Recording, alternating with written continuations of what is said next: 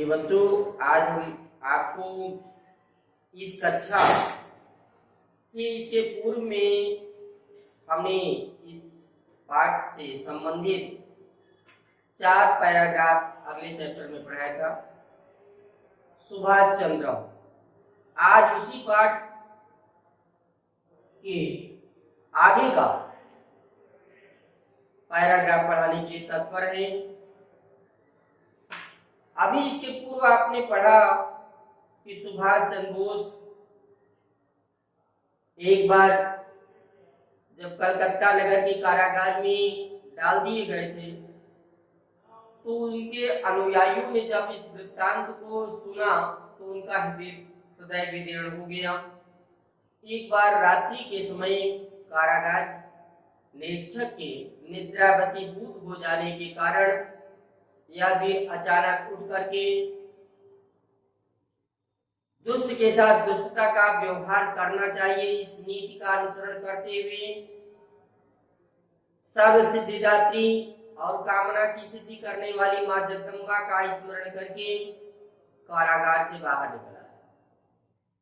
आगे, प्रातः सुभाषम न अवलोक्य सर्वे कारागार निरीक्षका आश्चर्यचकिता जाता वृषम मनवस्यपि तम प्राप्तुम न शक्नुवत्।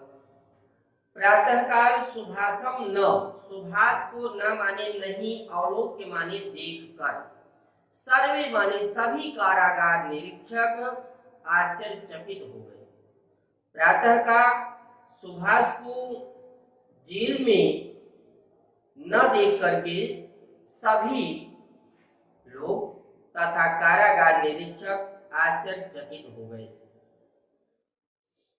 वृषम अनुवापी, बहुत प्रयास किया, बहुत प्रयास करने के बावजूद तम प्राप्तुम, तम माने उन्हें प्राप्त करने में न शक्नुवत्, सफल नहीं हो सके। बहुत प्रयास किए अंग्रेज सैनिकों ने, लेकिन उन्हें प्राप्त करने में सफल न हो सके। कारागार बहिरागत्य सुभाषम वेश परिवर्तनम विधाय पुरास्पुरम पेशावर नगरम आगच्छत। कारागारात बहिरागत्य, कारागार से बहिर माने बाहर आकर के सुभाष ने वेश परिवर्तनम, अपना वेश बदल डाला। और वेश बदल करके क्या किया? विधाय पुरुषपुरम, दूसरे वेश को धारण करके वह पेशावर नगर, वर्तमान में जो पेशावर नगर के नाम से जाना जाता है, पूर्व में उसका नाम पुरुषपुर था। पेशावर नगर में आगच्छत, चले गए। तत्र उत्तम चंद नामना वणिजो ये कंचित कालम अवसन। तत्र माने वहां पर उत्तम चंद नामक वणिज माने व्यापारी के गेहे माने घर में, कंचित माने कुछ समय तक, अवसर रुके। वहां पर उत्तम चंद नामक व्यापारी के घर में कुछ समय तक रुके। ततः आंग्ल शासकै अवधान पूर्वकम निरीक्षणेन कृते अपि जियाउद्दीन इति नामना जर्मन देश गतः। ततश्च, चक पहले कर दीजिए, और उसके बाद आंग्ल शासकै, अंग्रेज शासकों के अवधान पूर्वक, बहुत बारीकी से निरीक्षण करने पर जियाउद्दीन, सुभाष चंद्र जियाउद्दीन बन करके इस नाम से जर्मन देशम गता, जर्मनी देश को चले गए। तत्र शासकेन हिटलर नामकेन स मैत्रीम विधाय वायुयानेन जयपाणी, जिनको वर्तमान में जापान देश कहा जाता है, गतः। तत्र माने वहां पर, वहां के शासक हिटलर नामक व्यक्ति के साथ मित्रता करके वायुयानेन, हवाई जहाज द्वारा जापान देश को चले गए। अगले चैप्टर में मलय देशी स्वसंगठन कौशलेन आजाद हिंद फौज इत्याख्या सेना संगठितवान। मलय देश में पहुंच करके सुभाष चंद्र जी ने स्वसंगठन कौशलेन अपने कौशल, पराक्रम, बुद्धिमत्ता के कारण एक संगठन को तैयार किया और उसका नाम आजाद हिंद फौज रखा। इस नाम से उन्होंने एक सेना तैयार की। मलय देश में जाकर के अपने कौशल और बुद्धिमत्ता के द्वारा सुभाष चंद्र बोस जी ने आजाद हिंद फौज नामक एक सेना को तैयार किया।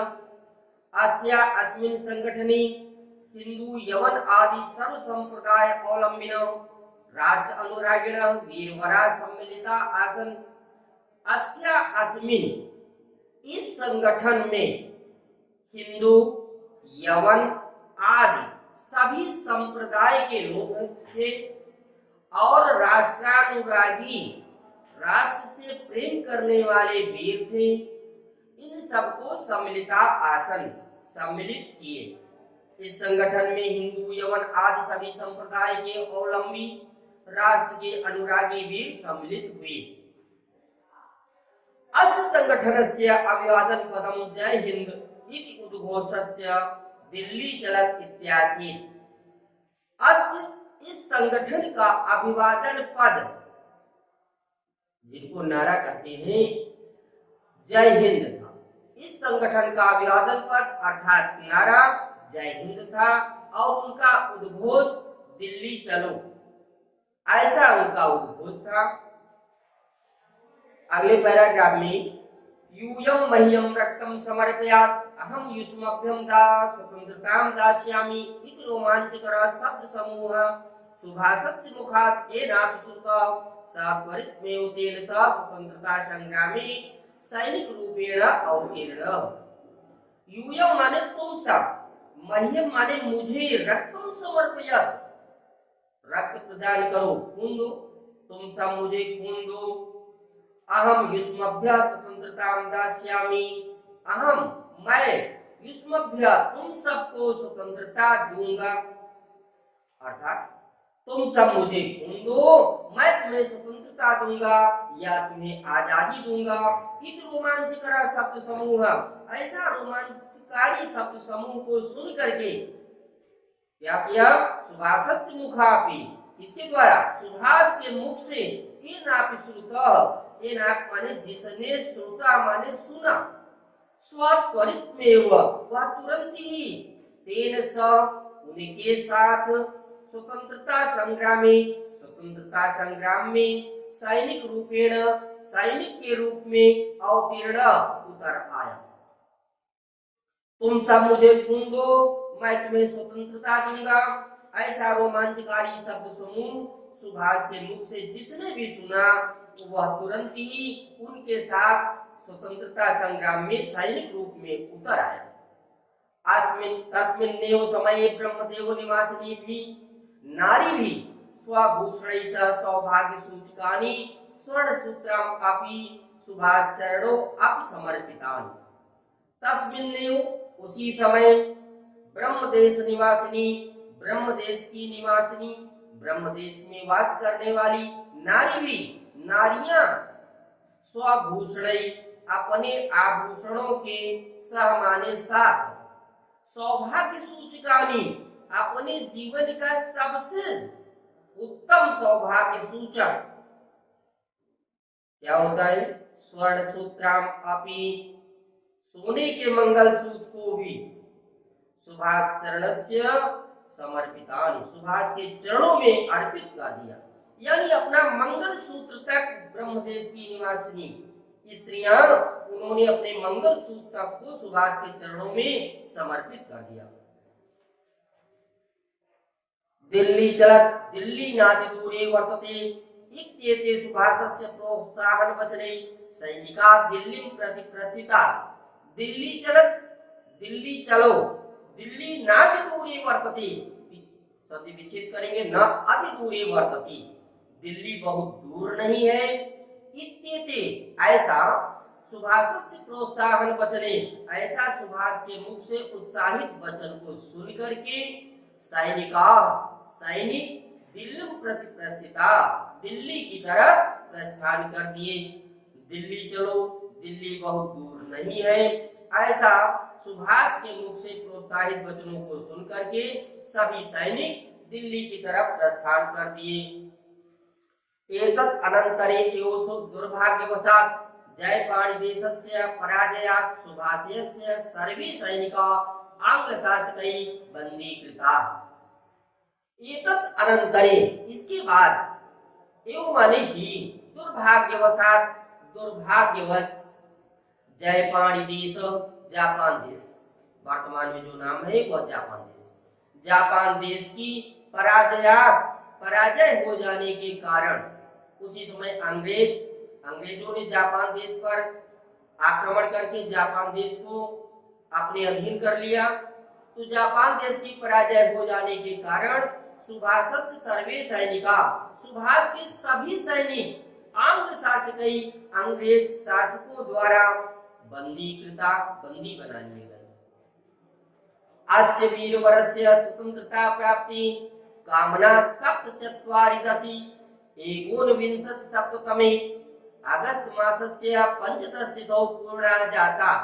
अस्य माने इस वीर की स्वतंत्रता प्राप्ति की कामना सप्तचत्वारि, चत्वार 4 और उसके बगल में सप्त 7 यानी 40, 7 47, एकोनविंशति 20 में एक कम अर्थात 19, सन 1947 ईस्वी में अगस्त मासस्य, अगस्त महीने की 15 तिथौ,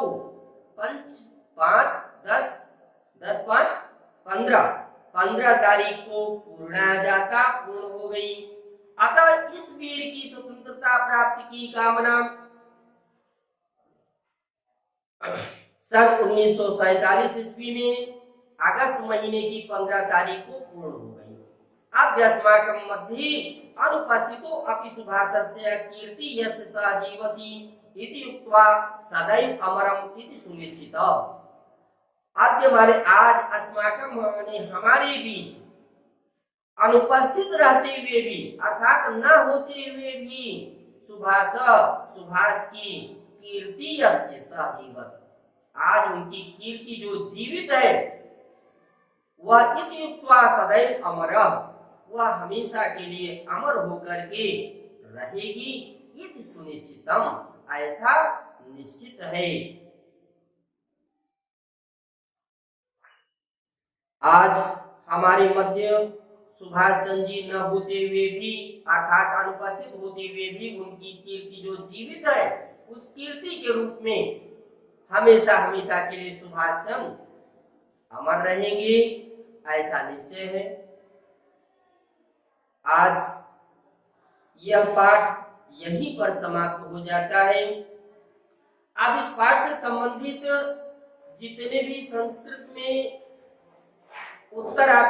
प्रश्नों के उत्तर आपको लिखने हैं, एक बार पढ़ने की बहुत ही आसानी से आपको पता हो जाएगा। उदाहरण के लिए जैसे आप देखिए, सुभाषस्य जन्मपुत्र अभवत्, सुभाष का जन्म कहाँ हुआ, इसका उत्तर भी अगर आप इसे बारीकी से पढ़ेंगे, एकाग्र मन से पढ़ेंगे, तो समस्त प्रश्नों के उत्तर आपको इसी चैप्टर में मिल जाएंगे। एक बार फिर से अध्ययन करने के पश्चात इन प्रश्नों के उत्तर को खोजने का प्रयास करें, इससे आपको अधिक ज्ञान की प्राप्ति होगी। बाकी अन्य चीजें हम आपको अगली वीडियो के माध्यम से समझाएंगे, लेकिन पहले एक बार पुनः इस पर विशेष ध्यान दें और इसे मन लगा करके एकाग्रचित्त होकर पढ़ें। जय हिंद।